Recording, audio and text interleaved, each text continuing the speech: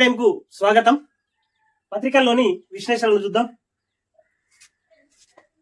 ఈనాడు పత్రిక, మూసి అభివృద్ధి ఆగదు, పేరు పిల్లలకు పెట్టుకునేలా ప్రక్షాళన చేస్తాం అంటూ రేవంత్ రెడ్డి గారు చెప్తున్నారు.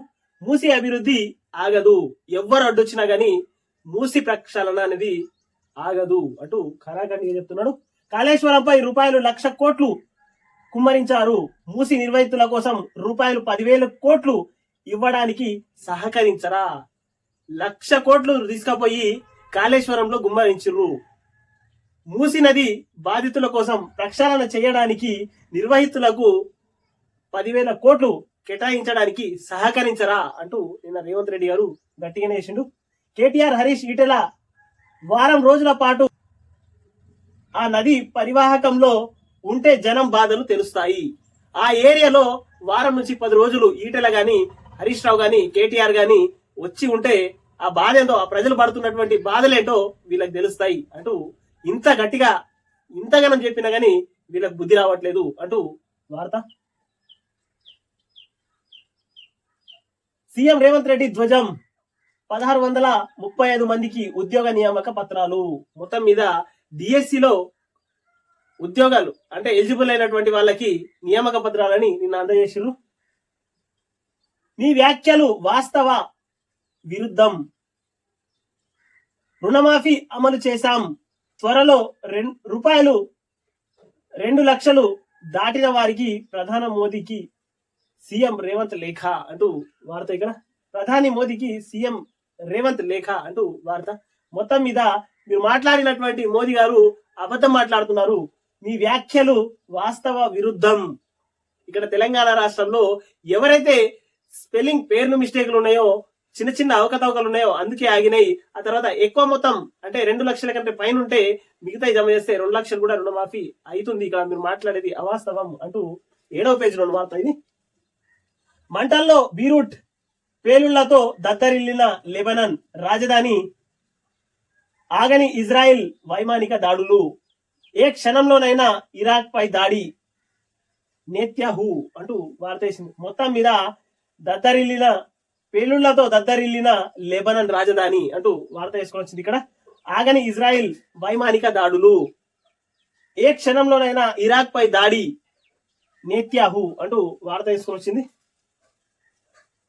మొక్క ఓని ధైర్యం, ఈ మగువ ప్రస్థానం అంటూ వార్త వేసింది. ఇక్కడ కలిసి రాని సేద్యం, అప్పుల బాధతో భర్త బలవత్ మరణం, ఆత్మస్థైర్యంతో అతివల ముందడుగు, స్ఫూర్తి పదంలో సాగుతున్న సాధారణ గ్రామీణ మహిళలు అంటూ 7వ పేజీలో వార్త ఇది. T20 ప్రపంచ కప్ లో భారత్ ధోని అంటూ వార్త వేసుకొని వచ్చింది. మొత్తం మీద నిన్న పాకిస్తాన్ పైన ఇండియా గెలిచింది. మహిళల క్రికెట్ జట్టులో 6 వికెట్ల తేడాతో గెలిచింది అంటూ వార్త.